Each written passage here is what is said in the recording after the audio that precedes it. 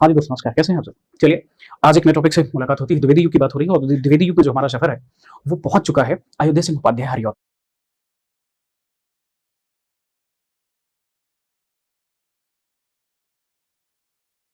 तक, ठीक है? आज हम ऐसे उसी इन्हीं व्यक्तित्व को लेकर के चर्चा करेंगे। हमारा आज का जो उद्गम है साहित्य का, हमारा जो आज का उपक्रम है साहित्य का, वो अयोध्या सिंह उपाध्याय हरिऔध पर बेस्ड है। एक ऐसा व्यक्तित्व जिनका जन्म 1865 ईस्वी में आजमगढ़ के निजामाबाद उत्तर प्रदेश में हुआ था। 1865 ईस्वी में ये जन्मने वाले शख्स न केवल एक महान विभूति हो गए, बल्कि ये कहा जा सकता है कि इन्होंने आजमगढ़ की माटी को अमर कर दिया। कारण क्योंकि अयोध्या सिंह उपाध्याय हरिऔध अपने जीवन की जो कविता की शुरुआत है, अपने जीवन के महज 17 वर्षों बाद शुरू कर दिए थे। यानी 1865 ईस्वी में जन्मे, अगर हम उसमें 17 जोड़ें तो 65 में 17 जोड़ने पर कितना होता है? 1882 ईस्वी। 1882 ईस्वी में इन्होंने अपने जीवन की प्रथम कविता, अपने जीवन की पहली कविता लिखी, जिसका नाम मिलता है कृष्ण शतक। यानी इनके जीवन की जो पहली कविता थी, उसे कृष्ण शतक कहा जाता है और ये कृष्ण शतक 1882 ईस्वी में प्रकाशित हुई। याद रखिएगा, इन्होंने लिखना शुरू किया कविता में, तो किस भाषा में लिखना शुरू किया, यह विशेष स्तर पर ध्यान देते रहे। इन्होंने जब लिखना शुरू किया मित्रों, तो 1882 ईस्वी में इन्होंने ब्रज भाषा में लिखना शुरू किया। ये इनके जीवन के प्रारंभिक दौर थे, जब इनकी रचनाएं प्रकाशित नहीं हो रही थी, बल्कि ये केवल लिखा करते थे। तो यानी इनका 1882 में लिखी गई प्रथम कविता इनके जीवन की प्रथम कविता हो सकती थी, लेकिन अभी भी इनका काव्य जीवन साहित्यिक ढंग से प्रस्तुत नहीं हुआ था। बताया जाता है कि नागरी प्रचारणी सभा के सभागार में उसका सभागार का शुभारंभ हो रहा था और उसी सिलसिले पे में इन्होंने सभागार में एक कविता कही थी। क्या कही थी कि चार डग हमने भरा तो क्या किया, चार डग हमने भरा तो क्या किया, है पड़ा मैदान कोसों का अभी, है पड़ा मैदान कोसों का अभी, होगा ना कोई ऐसा मौलवी जो खूब न जानता हो उर्दू। ऐसा कोई मौलवी हमें नहीं मिलता जो खूब उर्दू ना जानता हो। लेकिन अभी हिंदी साहित्य वाले तो चार ही डग भरे हैं, अभी तो पूरा मार्ग पड़ा है, तमाम कठिनाइयां हैं हिंदी के विकास में। हमें उन समस्त हिंदी के कठिनाइयों को दूर करते हुए साहित्यिक हिंदी की धारा को प्रवाहित करना है, यह सूचना इन्होंने अपने प्रारंभिक जीवन में दी और यहीं से इनके कवि जीवन का आरंभ माना जाता है और इन्हें आगे चलकर के सुकवि की उपाधि भी प्राप्त हुई। इसी काव्य के कहने की वजह से इन्हें सुकवि नामक उपाधि भी प्राप्त हुई। मित्रों, 1947 तक जिंदा रहे और आजादी के ठीक पहले, क्योंकि पूरे जीवन आजादी की, भारत की आजादी के विषय में सोचने वाला यह साहित्यकार, भारत के लिए अपना सब कुछ सर्वस्व प्रदान करने वाला यह साहित्यकार, आजादी के ठीक मुहाने पर पहुंचकर आजादी का दिन, आजादी का भारत नहीं देख पाया और अपनी जीवन लीला को समाप्त कर लिया। मित्रों, लेकिन अपनी जीवन लीला को समाप्त करने के पहले अपने कृति से संपूर्ण संसार में, कम से कम भारत में या कह लीजिए हिंदी साहित्य में, अपने आप को अमर करते हुए अयोध्या सिंह उपाध्याय ने नए नए विविध आयामों को कर दिया। अयोध्या सिंह उपाध्याय लिखने की शुरुआत तो ब्रज भाषा में किए थे, लेकिन समय के अनुकूल महावीर प्रसाद द्विवेदी और तत्कालीन समाज के कुछ और महत्वपूर्ण जो साहित्यकार हुए थे, उन साहित्यकारों के प्रभावों से इन्होंने ब्रज भाषा की तरफ से अपने आप को मोड़ा और वे पहुंच गए खड़ी बोली की तरफ। यानी अयोध्या सिंह उपाध्याय ब्रज भाषा में लेखन कार्य शुरू किया था, लेकिन बहुत जल्द इन्होंने अपने साहित्य लेखन को खड़ी बोली में करना शुरू कर दिया।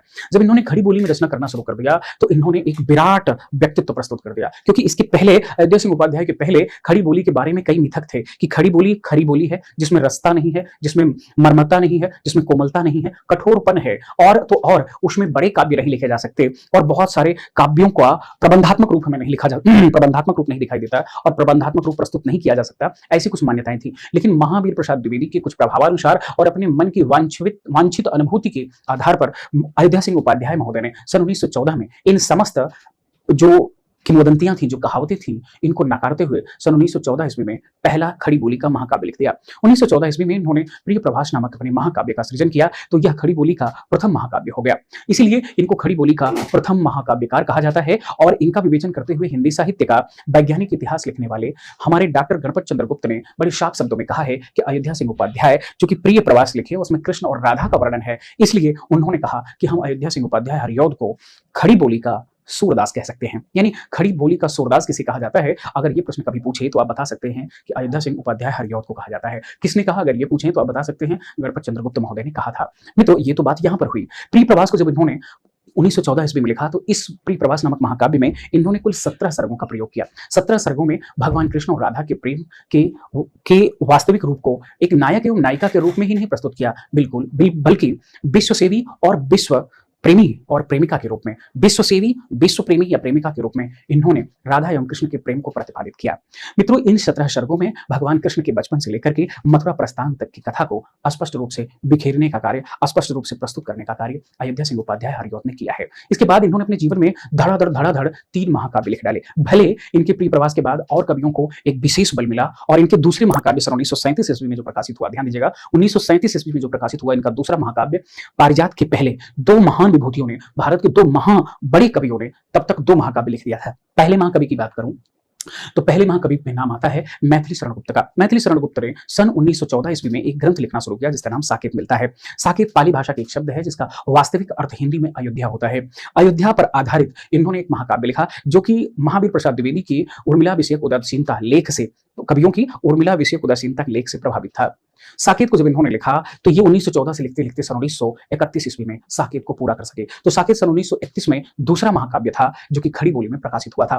तो साकेत के बाद जो तीसरा हमें मिलता है वो तीसरा महाकाव्य था जयशंकर प्रसाद द्वारा रचित कामायनी। कामायनी को एक प्रतीकात्मक महाकाव्य कहा जाता है जिसमें पात्रों के प्रतीक रूप में प्रस्तुत किया गया है, जिसकी तुलना आप देखें मध्यकाल के जायसी की रचना पद्मावत से की जाती है, जो कि पद्मावत में भी पात्रों को प्रतीकात्मक रूप में प्रस्तुत करने का कार्य जायसी ने किया है। ठीक उसी प्रकार जयशंकर प्रसाद ने भी अपने कामायनी के जो पात्र हैं उनको प्रतीकात्मक रूप में प्रस्तुत करने का कार्य किया है। बात समझिएगा। तो ये 1936 में प्रकाशित हुआ कामायनी तीसरा महाकाव्य है। तो इसके बाद चौथा सन 1937 में और अयोध्या सिंह उपाध्याय का दूसरा 1937 में जो महाकाव्य प्रकाशित हुआ उसे पारिजात कहा जाता है। पारिजात सन 1937 ईस्वी में प्रकाशित हुआ और इसमें जो सर्गों की संख्या थी, मित्रों, जो सर्गों की संख्या थी वो 15 थी। 15 सर्गों का यह महाकाव्य आध्यात्मिक और भक्तिपरक तथ्यों को, यानी आध्यात्मिक और भक्तिपरक तथ्यों को उकेरने का कार्य किया है अयोध्या सिंह उपाध्याय हरिऔध महोदय ने। इसके बाद हरिऔध महोदय ने सन 1940 ईस्वी में अपना तीसरा महाकाव्य लिखा और यह महाकाव्य भगवान श्री राम के जीवन पर आधारित था। क्योंकि इन्होंने जो प्रिय प्रवास और पारिजात लिख दिया तो इनको लग रहा था कि हम कृष्ण के जीवन को स्पष्ट कर दिए और अन्य तथ्यों को हम निश्चित तौर पर प्रकाश मिला दिए, लेकिन अगर नारायण के राम के रूप को ना हम स्पष्ट करें, निसंदेह कवि जीवन अधूरा होगा। यही कारण था कि अयोध्या सिंह उपाध्याय हरिऔध ने सन 1940 ईस्वी में प्रिय प्रवास तो 1914 में था और 1940 ईस्वी में वैदेही वनवास नाम से एक और बड़ा महाकाव्य प्रकाशित किया। अब तक जितने भी महाकाव्य थे उन महाकाव्यों से बड़ा महाकाव्य इन्होंने वैदेही वनवास नाम से प्रकाशित किया। इस वैदेही वनवास नामक रचना में 18 सर्गों का इन्होंने सृजन किया है। इन 18 सर्गों में वैदेही वनवास यानी भगवान राम और उनकी पत्नी सीता किस प्रकार से वो वनवास में जाती हैं और अपना जीवन व्यतीत करती हैं, और जब अंततोगत्वा राजभवन में आती हैं तो लांछन लगाकर किस प्रकार से उनको फिर बाहर कर दिया जाता है, इसी की वास्तविक और काल्पनिक कहानी को उकेरने का कार्य अयोध्या सिंह उपाध्याय हरिऔध ने किया है। मित्रों, इतना ही नहीं, अयोध्या सिंह उपाध्याय हरिऔध समय के पारखी व्यक्ति थे। इन्होंने चोखे चौबदे 2 महत्वपूर्ण ग्रंथों को मुहावरे शैली में लिखा था, जिसमें अरबी फारसी के मुहावरों का इन्होंने खूब इस्तेमाल किया है। लेकिन इन समस्त रचनाओं में इन्होंने चुहलता, व्यंगात्मकता और आप कह सकते हैं कि काव्य लेखन की उत्कृष्ट शैली प्रस्तुत करने का कार्य इन दोनों रचनाओं में किया है। इन्होंने सन 1925 ईस्वी में एक ग्रंथ लिखा था, पद्य प्रसून नामक रचना को इन्होंने लिखा था। यह रचना बताई जाती है कि ये ब्रज भाषा में हुआ करती थी, जिसमें इन्होंने तात्विक विवेचन समकालीन समस्याओं का किया है। इसके बाद अगर हम देखें तो इन्होंने रीति ग्रंथ की परंपरा को आधार बनाकर एक विशेष भी ग्रंथ लिखा था जो सन 1931 में रस कलश के नाम से प्रकाशित हुआ। रस कलश रीति परंपरा को ध्यान में रखते हुए, रीतिकालीन परंपराओं को मद्देनजर रखते हुए लिखा गया एक श्रेष्ठ ग्रंथ था। इसमें रसों का तात्विक विवेचन होने के साथ साथ बताया जाता है कि अलंकार व काव्य के गुण दोष आदि को प्रस्तुत करने का कार्य अयोध्या सिंह उपाध्याय हरिऔध ने किया था। ग्राम गीत, बोलचाल भी इनके कुछ श्रेष्ठ काव्य हमारे सामने आ जाते हैं। अयोध्या सिंह उपाध्याय की कथा यहीं पर समाप्त नहीं होती। बस सबसे बड़ी बात है, सबसे कारुणिक बात है कि अयोध्या सिंह उपाध्याय जीवन भर चाहते रहे कि भारत आजाद हो, लेकिन आजादी के ठीक पहले यह उज्जवल तारा सदैव के लिए छुप गया, परंतु जाने से पहले हिंदी साहित्य में अपनी अमिट छाप छोड़ गया। आज इन्हीं की बात करते हैं और इन्हीं के नोट्स को आपको बनाना है और इन्हीं के जीवन को आपको पढ़ना है। ठीक है, तो लिखिए महावीर प्रसाद द्विवेदी के बाद अयोध्या सिंह उपाध्याय हरिऔध।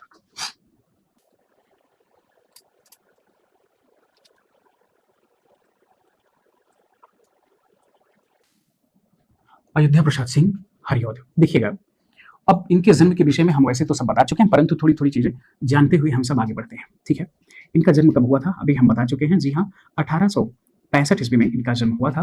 कहाँ हुआ था आप बता सकते हैं? जी हाँ, निजामाबाद। कहाँ हुआ था? निजामाबाद, आजमगढ़ उत्तर प्रदेश में। आजमगढ़ उत्तर प्रदेश में हुआ था। और ये जिंदा थे कब, यानी इनकी मृत्यु कब हुई अगर इसी समय हम देख लें तो ये 1947 ईस्वी में काल में समा गए। आजादी के ठीक पहले इनकी मृत्यु हो गई। और इनकी मृत्यु कहाँ हुई? जी हाँ, अपने घर में हुई, जहां आप जानते हैं कि आजमगढ़ में। मित्रों, बताया जाता है कि हरिऔध को एक उपाधि प्राप्त थी, जिसे क्या कहा जाता था? उपाधि प्राप्त थी ना उनको। इनको एक उपाधि प्राप्त थी, कौन सी? जी हाँ, सुकवि की उपाधि प्राप्त थी।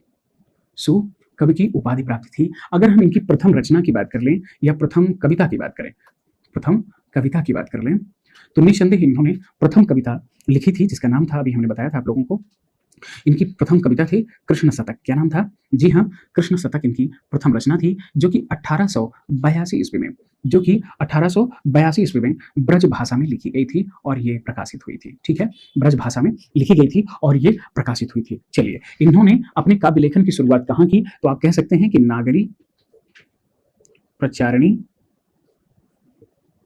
सभा के सभागार में, सभागार में किस कविता से किया? तो आप लिख सकते हैं कि चार डग हमने भरा तो, चार डग हमने भरा तो क्या किया, क्या किया, है पड़ा मैदान कोसों का अभी, है पड़ा मैदान कोसों का अभी, है पड़ा मैदान कोसों का अभी। तो चार डग हमने भरा तो क्या किया, है पड़ा मैदान कोसों का अभी। तो यहीं से इनकी कविता का आरंभ होता है और इन्होंने कई महत्वपूर्ण तथ्यों को लिखने का कार्य किया। तो अब हम चलते हैं एक एक करके, ये तो इनकी जीवनी हो गई, अब एक एक करके इनके महत्वपूर्ण तथ्यों को भी हम समझने की कोशिश करते हैं। अब देखिएगा, डॉक्टर गणपति चंद्रगुप्त ने इन्हें खड़ी बोली का सूरदास कहा है। क्या कहा है? सूरदास कहा है। हरिऔध ने, हरिऔध ने अपने, हरिऔध ने अपने जीवन काल में 3 महाकाव्यों की रचना की, 3 महाकाव्यों की रचना की। ठीक है, जिसमें कि पहला हम देखते हैं, नाम क्या है? प्रिय प्रवास। प्रिय प्रवास का प्रकाशित हुआ 1914 ईस्वी में। किस भाषा में लिखा गया? जी हाँ, खड़ी बोली में लिखा गया। ठीक है, अब देखेंगे, यह महाकाव्य 17 सर्गों, यह महाकाव्य 17 सर्गों में वर्णित है। कितने? यह महाकाव्य 17 सर्गों में वर्णित है, जिसमें जिसमें जिसमें कृष्ण के बचपन, कृष्ण के बचपन से लेकर, कृष्ण के बचपन से लेकर मथुरा प्रस्थान तक की कथा वर्णित है। कहां तक की कथा वर्णित है? जी हाँ। अब महत्वपूर्ण क्या है कि इसमें मैं बता चुका हूं, इसमें कृष्ण एवं, इसमें कृष्ण एवं राधा को सामान्य नायक एवं नायिका के स्तर से ऊपर उठाकर, स्तर से ऊपर उठाकर विश्व सेवी व विश्व प्रेमी के रूप में प्रस्तुत किया है। तो किस रूप में? विश्व प्रेमी या विश्व सेवी के रूप में प्रस्तुत किया है। किसने? जी हाँ, अयोध्या सिंह उपाध्याय। कहां? प्रिय प्रवास में। कितने सर्गों में? 17 सर्गों में। तो ये जो है महत्वपूर्ण किसकी कथा है? जी हाँ, राधा एवं कृष्ण की कथा इसमें वर्णित है। तो चलिए और कुछ देख लेते हैं। अब देखिए, प्रिय प्रवास हिंदी खड़ी बोली, हिंदी खड़ी बोली में लिखा गया प्रथम महाकाव्य है। इस हिसाब से, इस हिसाब से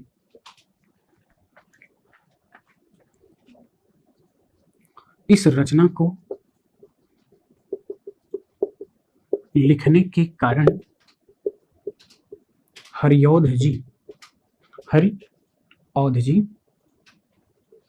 खड़ी बोली के प्रथम महाकाव्यकार हैं। क्या है? महाकाव्यकार हैं। देखिएगा मित्रों, प्रिय प्रवास रचना पर हरिऔध जी को 1938 ईस्वी में तत्कालीन साहित्य हिंदी साहित्य का सर्वोच्च सम्मान मंगला प्रसाद पारितोषिक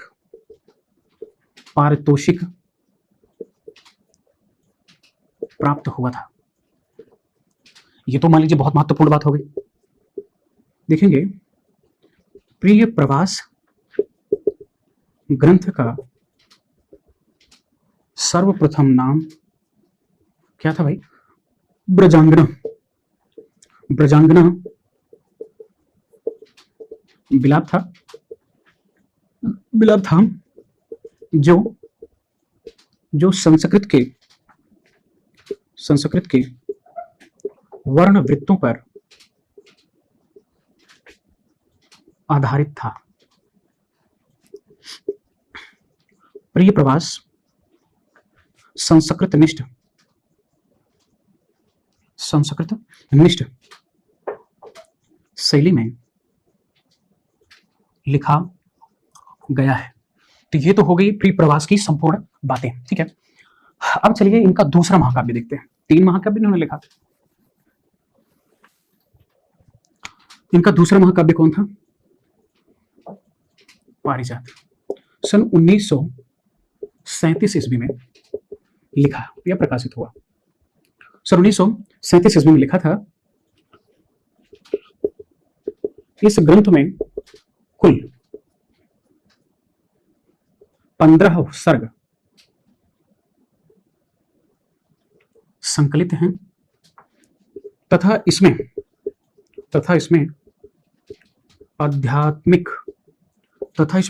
आध्यात्मिक एवं धार्मिक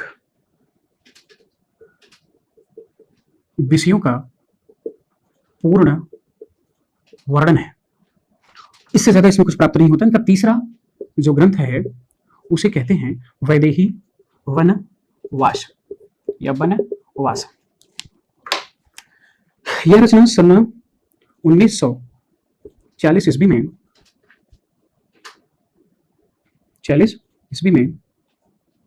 द्विवेदी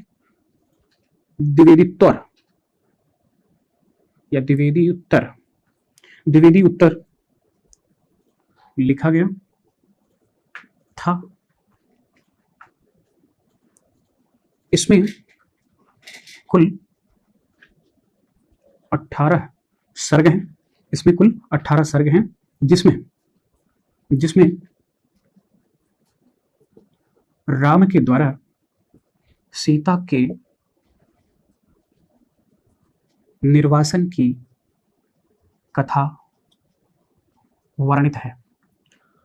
ठीक है, इससे ज्यादा इसमें और कुछ नहीं मिलता। हरिऔध जी हिंदी साहित्य जगत में कवि सम्राट की उपाधि पाए थे। इसकी कवि सम्राट की उपाधि पाए थे। इन्हें 2 बार हिंदी साहित्य सम्मेलन का सभापति बनाया गया था। कितनी बार? 2 बार हिंदी साहित्य सम्मेलन का सभापति बनाया गया था। ठीक है, चलो ये तो समझ में आ गया कि 2 बार ये हिंदी साहित्य सम्मेलन के बनाए गए थे। नागरी प्रचारणी सभा, जो कि आरा वाली, हर जगह थी ना नागरी प्रचारणी सभा, तो जो आरा की थी, इन्हें अभिनंदन ग्रंथ प्रदान किया था। ग्रंथ प्रदान किया था। मित्रों, इसके अतिरिक्त इनकी अन्य रचनाएं भी हैं जो हमको देखना बहुत महत्वपूर्ण है।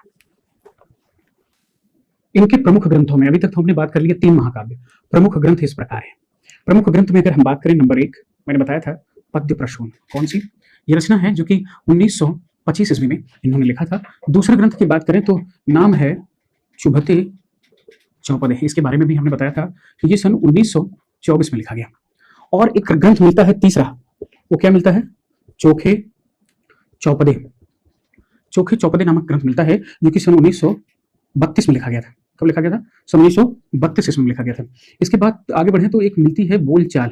बोलचाल नामक रचना मिलती है जो कि 1928 में लिखी गई थी। अगर हम पांचवें की बात करें तो रस कलश।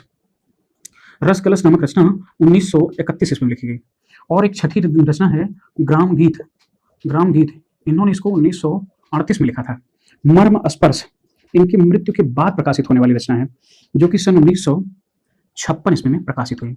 अब देखिएगा, हरिऔध जी खड़ी बोली के अतिरिक्त ब्रजभाषा में भी रचना करते थे। ब्रजभाषा में इन्होंने रस कलश, मैंने बताया था भी कि ब्रजभाषा में इन्होंने रस कलश नामक रचना को किस ग्रंथ किस पे कैसे ढंग से लिखा था? रीति परक लिखा था। रीति परक तथ्यों पर आधारित था। चुभते चौपदे, चोखे चौपदे, बोलचाल, ध्यान दीजिएगा कौन कौन?